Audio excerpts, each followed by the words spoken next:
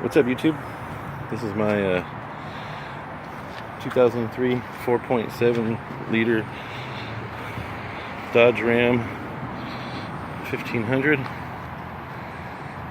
Just thought I'd make a video about this truck because there's not a ton of them, but there's a lot of them on the road.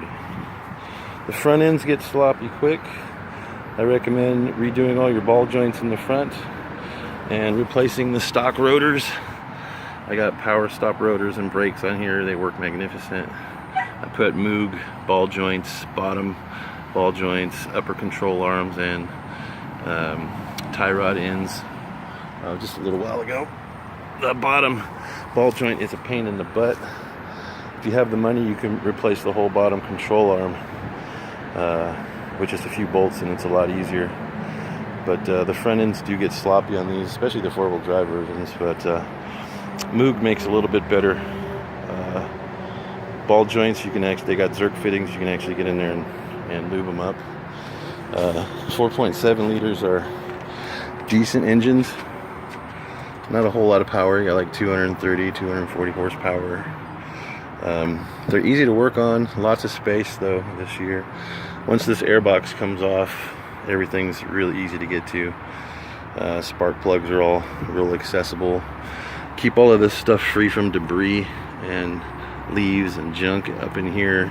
Otherwise, you'll have stuff arcing off of these wires and your shit won't run right. Let's see. Try to change the oil regular on these 4.7 liters. Otherwise, you get a lot of engine, or you get a lot of buildup, and the crank PCV valve and the little breather hoses that go back to the crankcase will get gummed up. There's actually these little, I don't know if I could see them here. You see that right back there? There's a little valve in there, and they've got like pinholes, little pinholes inside of them that breathe, and they'll get gunked up. Change the oil regularly and you won't have that problem, but it's really easy to change the PCV valve. It's right down here. It's a little plastic thing. You can pull it out and check it. If it's not shaking, not bobbing around, then replace it. Check your fluids regularly. Do regular maintenance. Make sure you got nice belts, and these things go for a while. I did have to replace the radiator at some point. There's two hoses. This one here, and there's one over here that goes back down into the back, and it's crankcase breather valves hoses, or crankcase breather hoses, or something like that. But those two hoses, they're back up against the heat shroud back there. They get warm and crack, and you'll notice your truck will start running kind of crappy. And it might misfire. It might die when you shift in and out of neutral, or from in and out of gear. But you won't necessarily get a code. You might get an occasional misfire code. I wound up changing all the sensors and everything I could find, trying to fix the problem, and I still didn't run good. I gave it a tune-up and everything, and then I found that those two hoses, they go back into the back right behind your valve cover, and the heads back there, there's two little holes, and those hoses go into them. Boom, boom. Those get cracked, and then your car starts running really crappy. So check those and replace them. Also, on the evaporator, right up underneath under here on the driver's side, where it goes into the gas station, there's a EVAP canister, and the hoses there get all grimy and dirty and start to crack. And there's like these little factory clamps that hold the hoses onto the EVAP canister, and they'll break away after a while. If you keep those hoses, clamped and free from cracking, the truck will run a lot better. You won't get codes on that. But yeah, this thing's got 155,000 miles, 16 years old. I've had it for quite a few years, but not the whole life of the car. When I had it, it had the wrong spark plugs in it. It was not running really good because of the cracked hoses. I did a radiator, put new brakes and ball joints on it, and the thing just runs like a champ. One thing about this year and this 4.7 V8 Magnum, for some freaking reason, they didn't put an EGR valve in, which is usually like located back here, and that it's an exhaust gas exchange or return valve.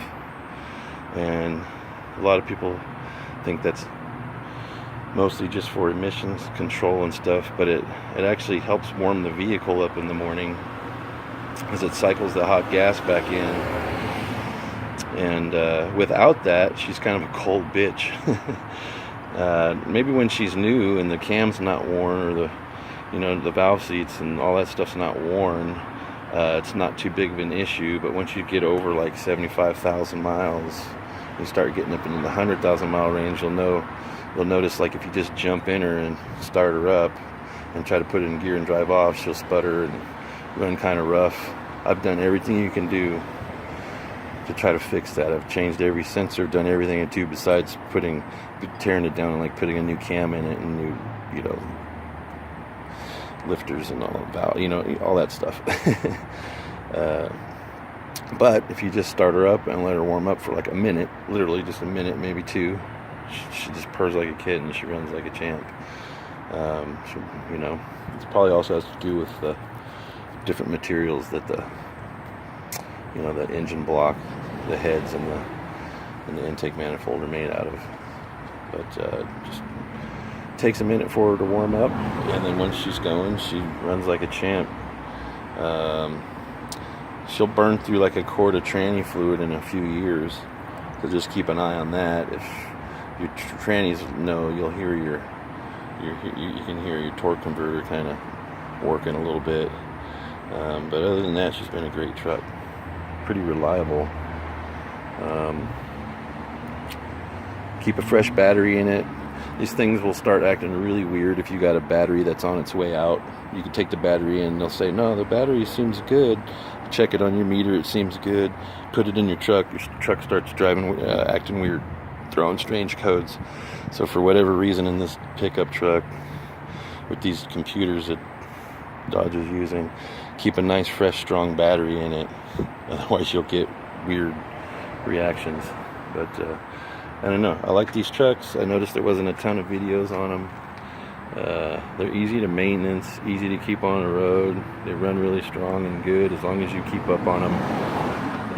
Like I said, if you don't change the oils just regularly, you're going to have problems. If you don't keep up on maintenance, you're going to have problems. I would recommend getting different brake rotors and brake pads. Calipers seem to be fine. If you have the stock stuff, I would ditch that and then rebuild the front end on these suckers, and they're pretty good trucks. But I just thought I would share. Y'all have a great day. Peace. I've been a Mopar fan since I grew up watching Dukes of Hazzards, and still want a 69